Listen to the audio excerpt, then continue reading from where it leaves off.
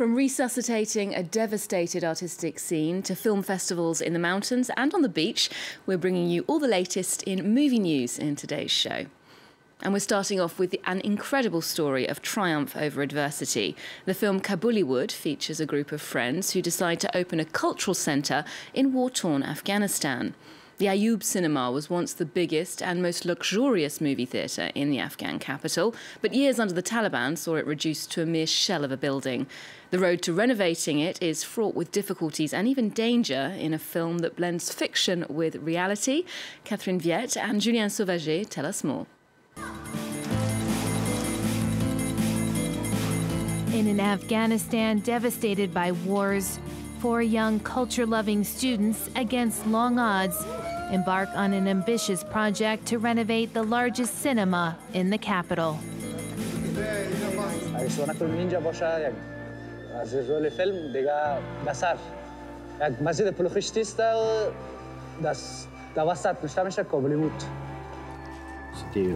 It was the best-known cinema in Kabul. It was destroyed during the Civil War, and it was not rebuilt after. What we did during the story, we really renovated, rebuilt, repainted, redesigned the scenery, everything. But reality caught up with the story, and the filming endured many incidents, including death threats, shootings, fire, and even a bomb attack.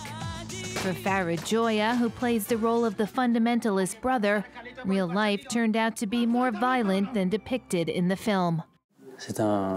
People like that character exist. There are people even more terrible, actually worse than that. For them, the subject of the film, cinema, art, it was... For them, it was annoying.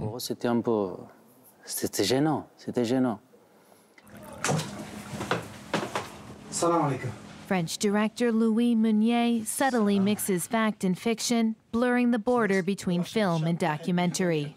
So I introduced a lot of archives in the film, also because many characters were actually playing their own role, like Nasser, the projectionist, or Roya, who is a real freedom fighter in daily life.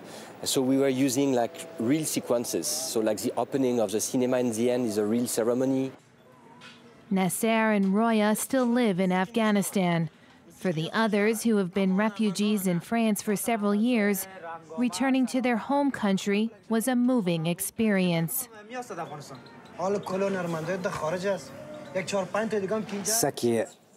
This movie is very close to reality, and that was hard for me as an actor, to play that character when it is so close to me. An ode to cinema and especially to freedom, this film is a beacon in the darkness and a reminder that culture is both our past and our future.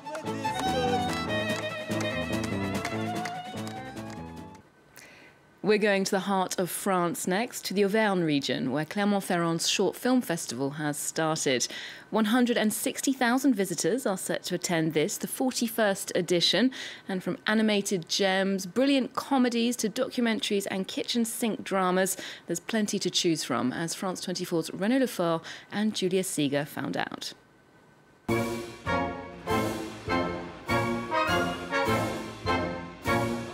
The Short Film Festival of Clermont Ferrand is a rare moment full of magic where films from all genres intersect. And this year, the guest country is Canada. In the movie Turbine by Alex Boya, a man struggles with his marriage after returning from World War II.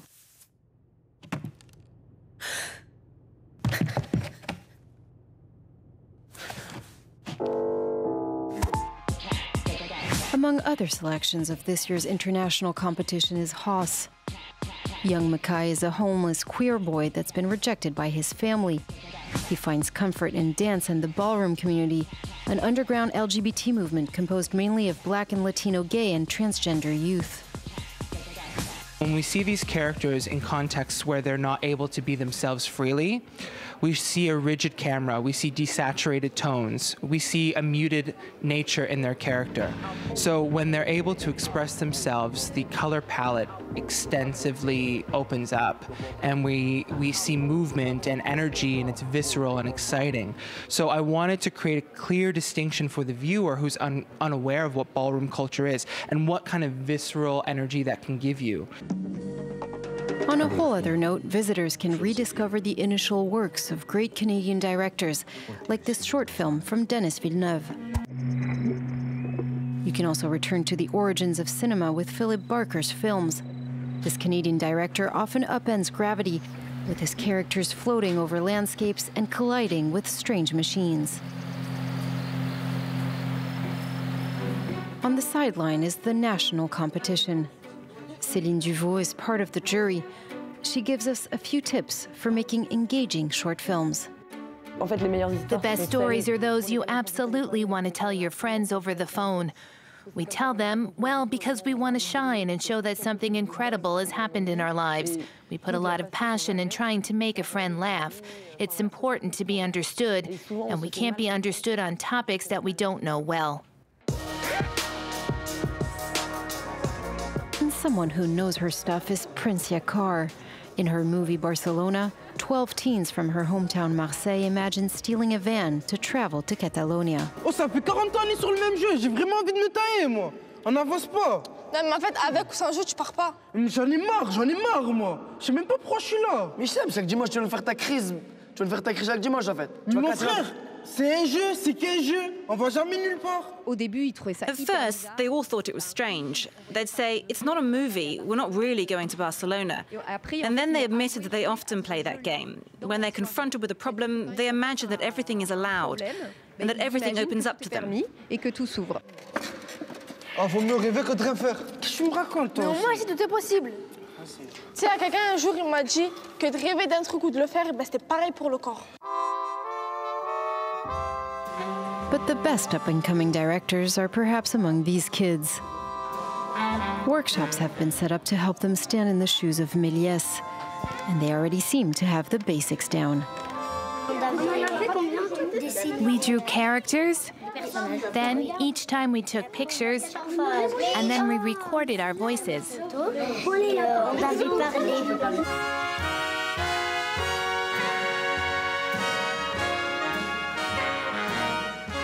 C'est la fin de ce reportage sur le festival. Ne manquez pas mon film dans 10 ans. A change of scenery and a change of temperature at our next event, which is taking place in Tahiti. The annual FIFO Documentary Festival brings a wide selection of factual filmmaking to French Polynesia, and this year the archipelago's environment has influenced the themes and issues raised in many of the films. Our reporters went to check it out. It's been nicknamed the Festival with 1,000 Faces. The 16th edition of FIFO offers a remarkable program with 49 documentaries, including 14 in competition. The aim is to highlight the cultural immensity of Oceania, as well as the challenges the region faces through the work of local directors. America tried to bury its toxic legacy here. The Dome by Ben Hawk goes back on the consequences of nuclear tests carried out by the United States in the Marshall Islands. My whole vision in life was to live on a deserted, tropical South Pacific island. Watch out what you tell the Lord. Radioactive material was buried inside a huge dome, and men were hired to clean up. 4,000 young American troops came and literally cleaned the island up. They were picking up pieces of plutonium. It's quite outrageous how little safety, no safety equipment. And then they used a bomb crater and they filled it up and put a concrete dome over it. Now rising sea levels are threatening to unleash highly radioactive plutonium into the Pacific Ocean. Climate change is a recurrent theme at this year's FIFO. The documentary A Note's Ark tells the story of a population preparing to immigrate as their island is being eroded by the oceans. So far away, so isolated. We thought it would be immune from the tribulations of this world.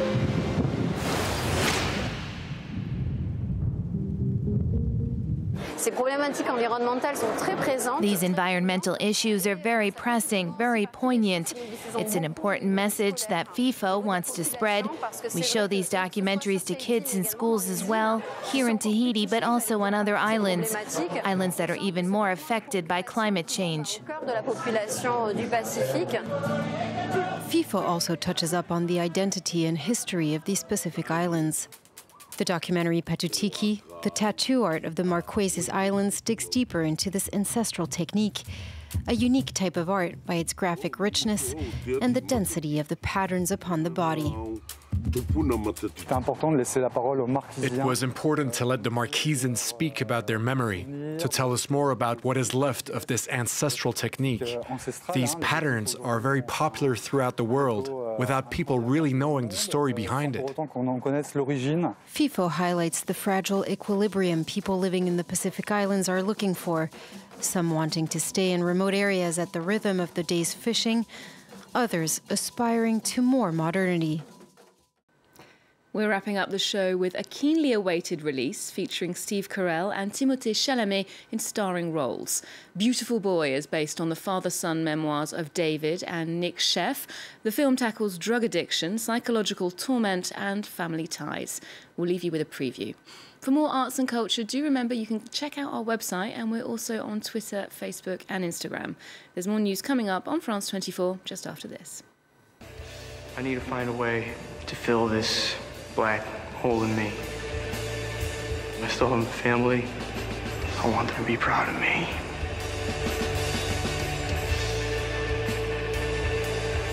What you have, you're gonna find it again. You're gonna get it back. Do you know how much I love you? I love you more than everything. I love everything. Everything. Everything.